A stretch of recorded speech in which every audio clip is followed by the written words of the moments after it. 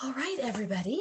Welcome to our Tribe Redefine and Friends team call. It is December 7th. Luckily, I'm sitting in a space where I can see a calendar because I don't know anything anymore.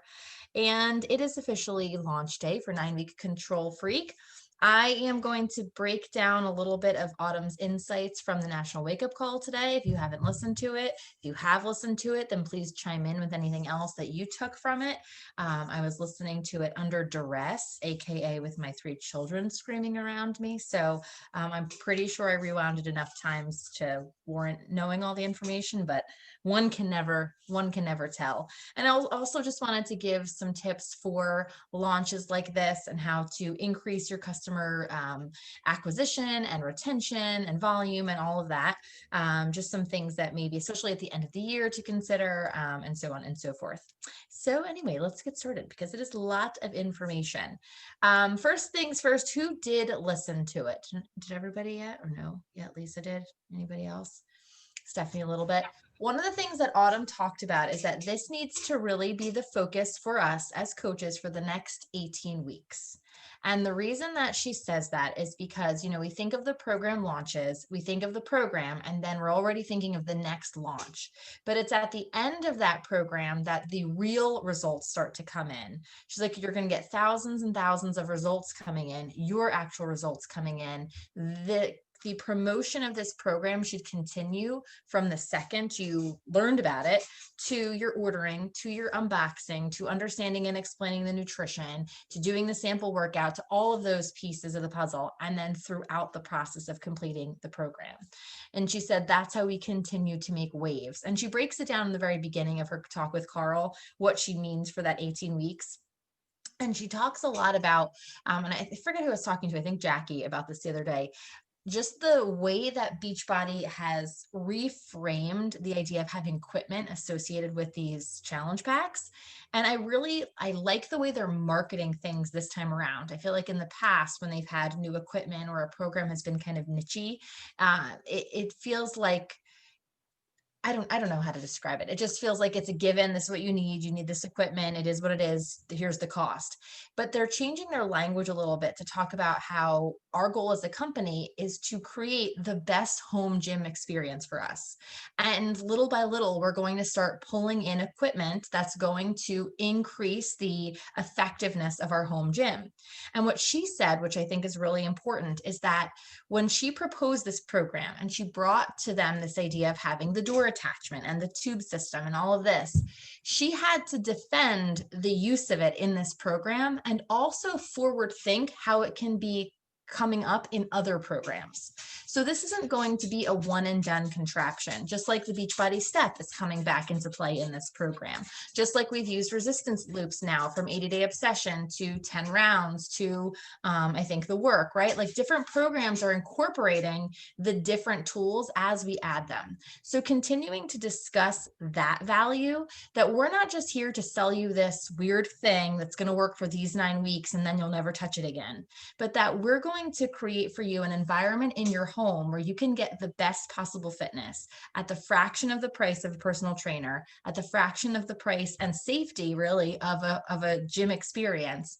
And you're going to be able to revolutionize the use of these products again and again as our library continues to grow. And I just really liked the way she and Carl discussed that. And I think it was important. And it also makes me excited about what's to come to see how we can utilize this again.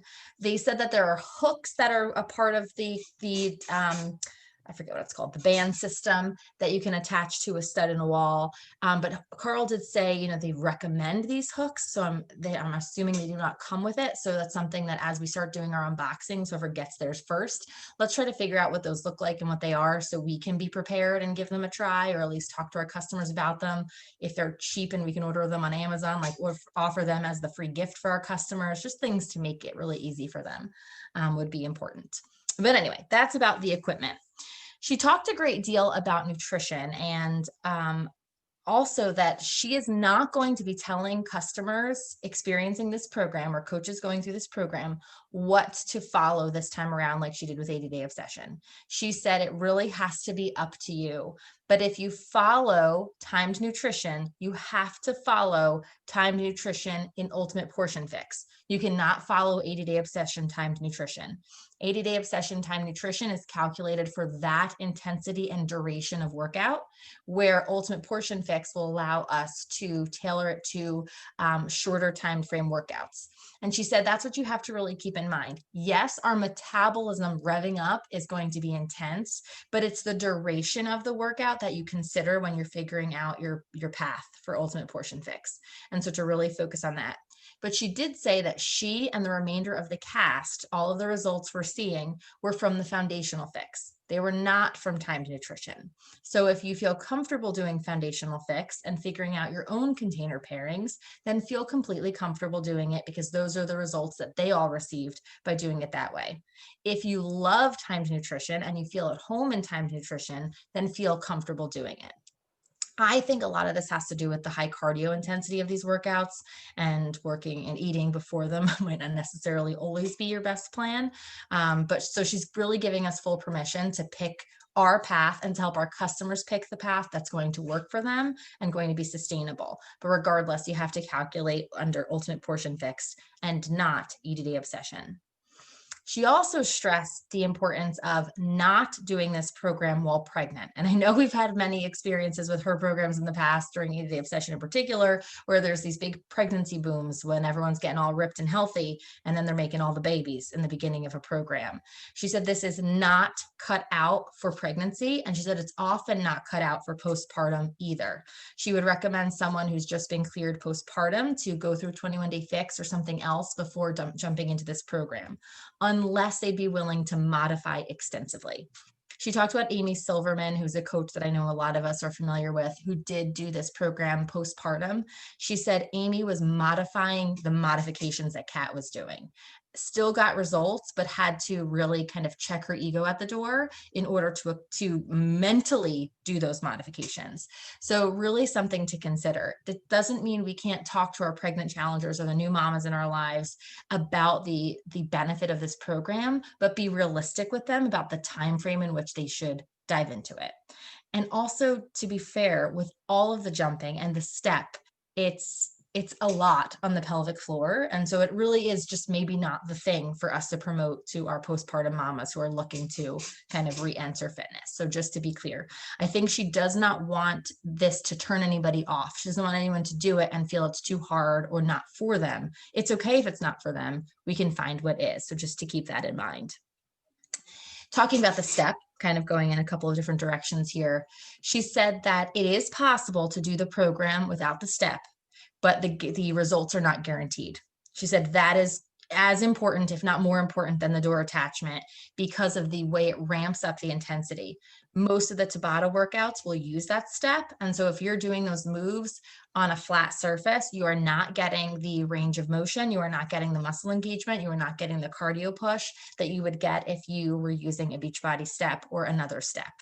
And if you have to use a step that's not our Beachbody step or have a step, she said it needs to have risers. It needs to be able to be adjusted for it to be most effective. So to keep that in mind when we're sharing with our challengers as well, since that's not going to be included in the packages.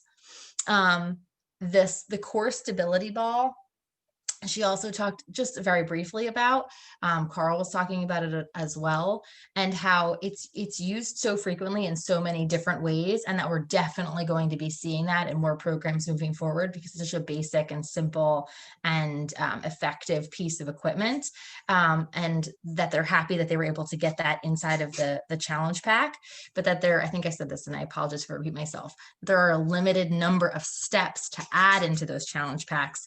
And I know we talked about this when we were planning our launches, to keep ways that your challengers can get that step if it's an issue on hand. So the package, as we all know, includes the door attachment, it includes the ball, it includes all the goodies, but it does not include that step. They may not have enough steps. So to make sure we have, oh, here's a link to a step on Amazon, it's going to be just as good. Or, you know what, I'm going to gift you your step because you're one of my first 5 customers, or whatever it is. So just be very, very aware of that. I talked about the 18 weeks. I talked about new pregnant challengers. She also talked very much about the mentality of this program not being one in which, and she said this in the sample workout as well, we're not just here to get results for the beach. We're not just here to get that body back after baby. We are here to develop a level of fitness that's going to sustain us for life. And it's going to be incredibly challenging, and we're going to see our cardiovascular endurance change, our anaerobic and aerobic endurance change. And it's meant to be done again. It's meant to improve your ability to complete other programs. It's a part of the fitness puzzle.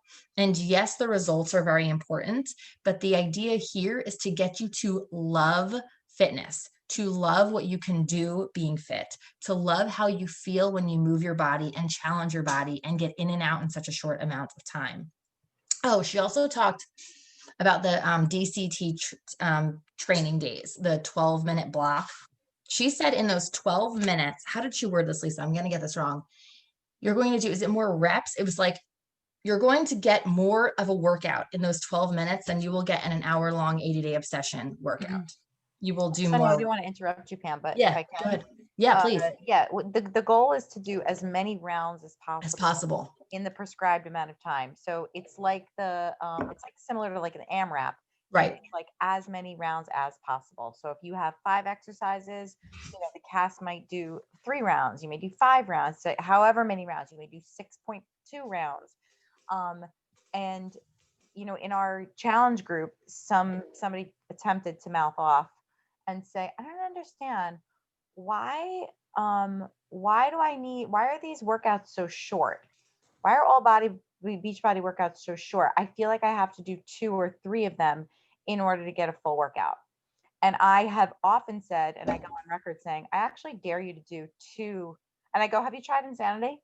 After I told her what I am now actually saying to clients because now that they want an hour workout, the goal is to do it like as hard as possible. Right. So you can't possibly do that for more than 12 minutes or 20 minutes. And if you are, then you're not working hard enough. Like it should take you to breathlessness. It should take you to a point where you are almost not able to do this anymore. So if you're not doing that, and that's where, the conversations that I'm having with people are like, how am I getting a workout in 18 minutes?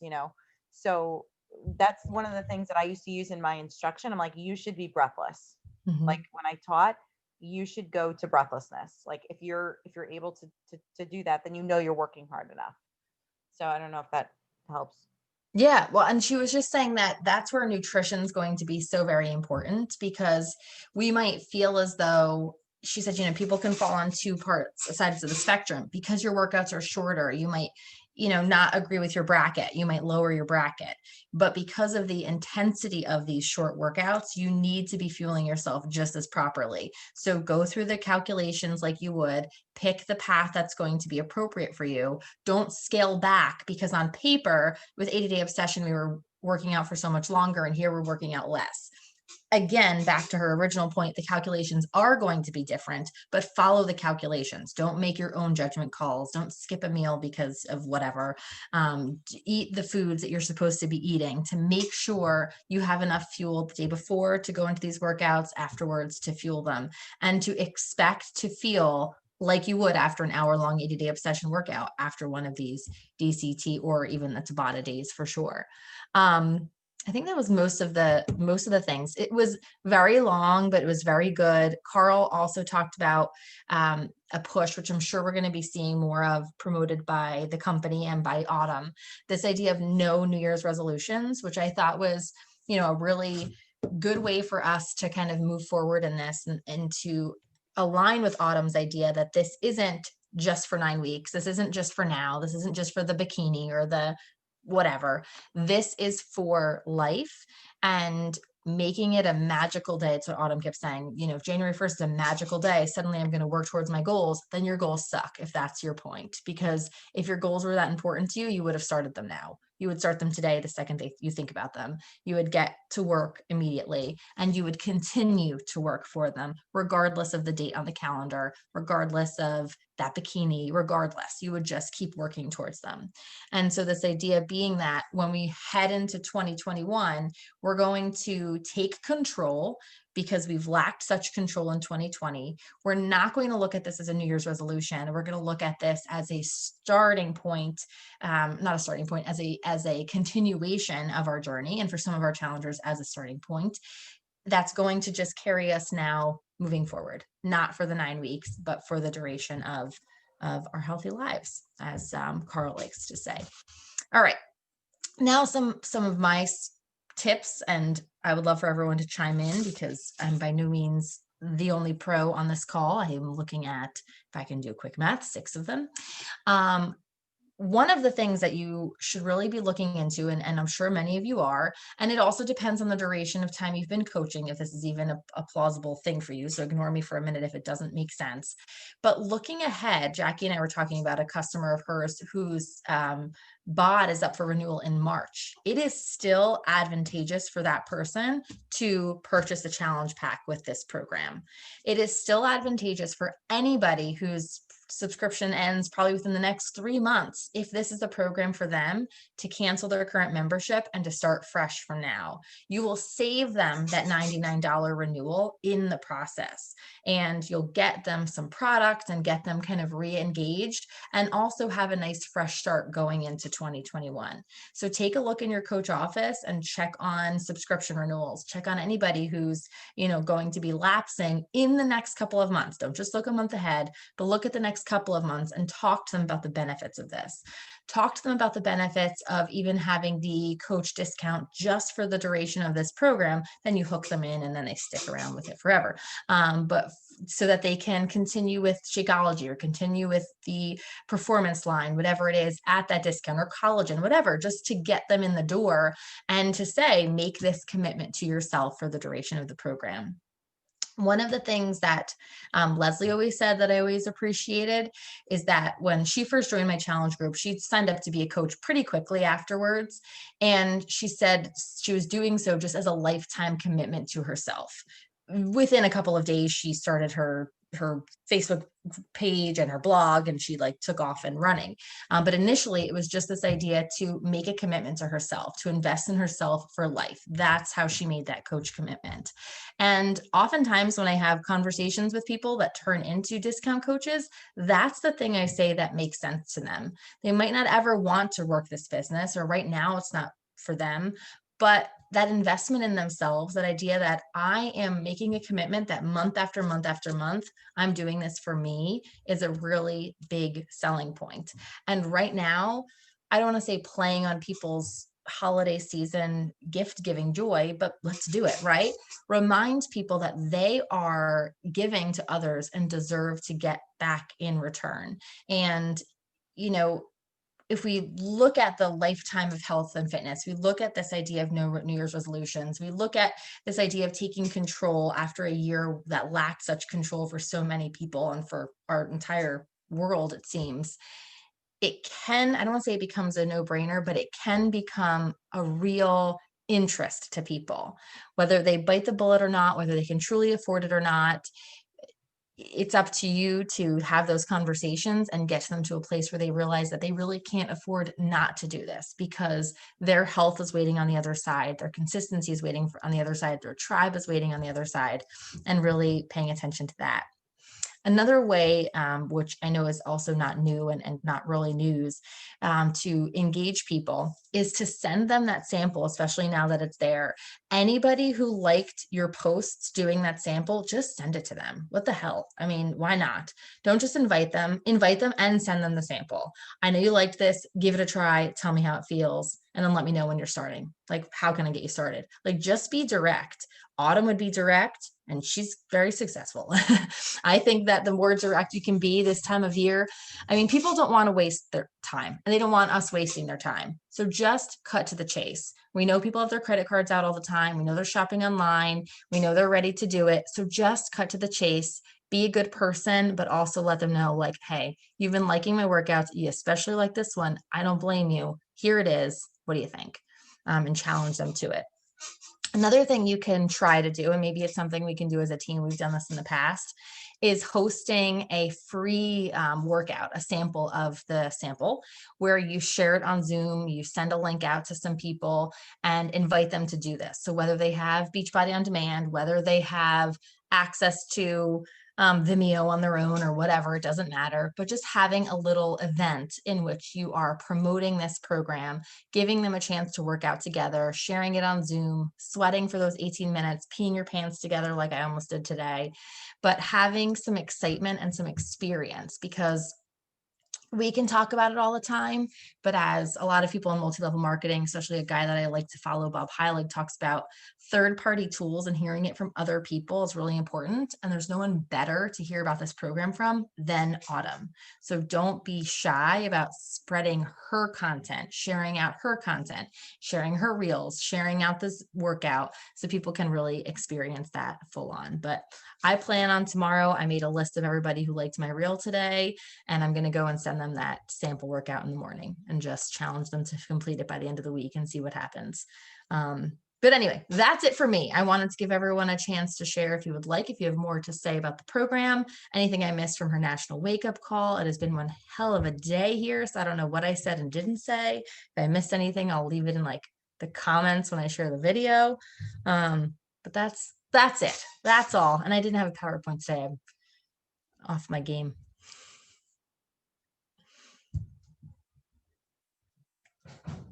Robin looks like she's stretching for a run. I do have a question about bod groups. It's kind of like general. Oh yeah, those promos. I forgot to talk about them. Go ahead. What's that? I forgot to talk about the promo codes. I'll do it after you say this. Everywhere I go, everybody's talking about bod groups. I know Beachbody wants bod groups. I know but like, are we going to be doing that? Should we be investing in that? Does it matter? Do you guys have them? Where do you stand on that?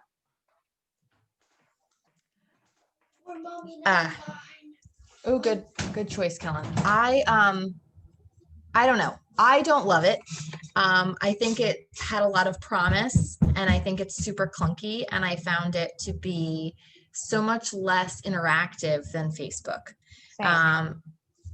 But I do like that you can promote bod groups right in your Beachbody On Demand. So I like to list my groups on there and then move them to Facebook. I've had a couple of challengers who are not on Facebook, so I've kept an open bod group, and it just kind of, with those few people, it's just never been quite a hit. When my challenge tracker app first came out a couple years ago, I really liked it, and then it just kind of got stale. And then when they added all these new improvements last year, was it Summit Time? Was that how recent it was? It just like had so many bugs and glitches, and I just don't think it's recovered. With that in mind, they do keep very heavy track of who's using bod groups. So it is a recognition standpoint. I mean, it's not like it counts for any points or anything, but it does sometimes get you promo codes like it is now. It does sometimes, sometimes they'll pull, Carl will send $100 to a couple people who have bod groups open, like little things like that. But I haven't found it to be as interactive and as community driven as a good Facebook group. Yeah. But for anyone didn't hear the National Wakeup Call, they're giving out promo codes to new coaches. I might botch this, so you might want to look at the FAQ, which I don't know what it is. Any new coach that signs up now is going to be getting and automatically get a promo code to share. And then if they create their own bod group or become a co-admin of an existing bod group or new bod group, they will get 3 more promo codes to share. So they can get up to 4 promo codes to share. So I think they're trying to increase bod groups usage. Yeah, that's what I'm seeing. Yeah, there always are. Okay. I feel like, I don't know, when I listen to like the action hours, I feel like the coaches are very careful to not say what they're doing, because I think they're all using Facebook. I do believe that the top coaches are all using Facebook, but they don't want to say it because they know they're supposed to be using bod groups. And I feel like they are very careful with their words. I think bod groups sounds amazing. and it all like makes sense all in one place. You're tracking. But when I do it on Facebook, my girls are constantly commenting and posting. When I'm in the app, they're like, oh, I forgot to log in the app all week. Yeah. Yeah. So I don't plan on going back now. I mean, who knows in the future what the app might be, but for now, I love Facebook. I have liked bod groups for new coach training personally. So I did it for MBF and it went well. And I'll probably start one just at the beginning of 9 Week Control Freak, just kind of like a week or two of information on there to get them acclimated into bod groups and with coach office stuff, and like it kind of just is being a Beachbody platform, and then moving on back to Facebook. But it was like a nice succinct little space to. Okay, I feel the same about as you guys do, and I know that I tried it once when I first started coaching so long ago, 4 months ago, and everyone was like, "Oh, I have Facebook, then I have Instagram, then I have Beachbody, then I have," and they're like, "Where am I?" Like, it's just another thing to open. Right. While yes, you get lost in Facebook because there's a million things there. I like it there. I feel like also people can be connected in friendships there too. Yeah. You know? Okay, cool. Thank you. So I was watching something on Beachbody Champions last week, and she made it very clear that she's got both. And so she said it was almost like she had her alumni in the bod group, so that Oh, things would like so people can all of a sudden see a bod group going on in their area or whatever it is, and so then there would be something going on, but it wouldn't be like the daily posts, or she wasn't like scheduling things, because scheduling them you didn't know if they were actually then work, because then but her interactiveness was, and her monthly was currently in Facebook, so she just had both because people could seek her out. We did one, and I didn't have one single problem with it, except for I couldn't log my shake, but I could do my workout. But then the other two coaches that were in there couldn't, or if they saved a post, the next morning it would be gone. And so it was very glitchy for all random people. But then some of the challengers were like, look at what I have. You guys don't have this. And we didn't have this option to, I even forget what it was. But the training that I watched, she was very specific, where she's like, I always have one open because then I'll get one of my corporate leads will all of a sudden message me from there. And that's the only way I can seem to get them, because if I would message them, they wouldn't respond. But randomly, so she's like, I always had one. But Facebook definitely is the place to be. Yeah. And she was very, like Jackie said, very like, I better say both. So I don't know if that would be something to do, but I don't have any currently because it was so glitchy.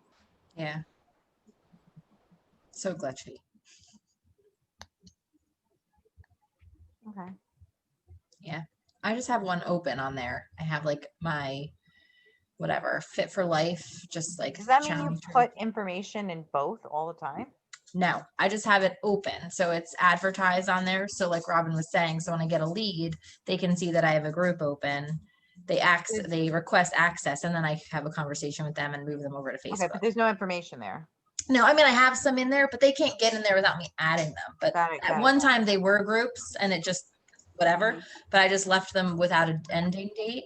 And then I have my like coach, whatever orientation. I have to do a new. That's how the person on Champion's page said. She's like, I have it so that they can see, hey, welcome to.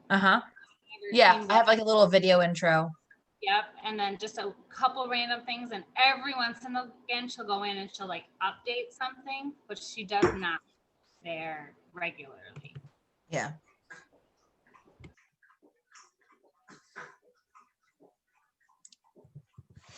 My dog is aggressively drinking his water. I'm going to stop the recording. Wow, really weird.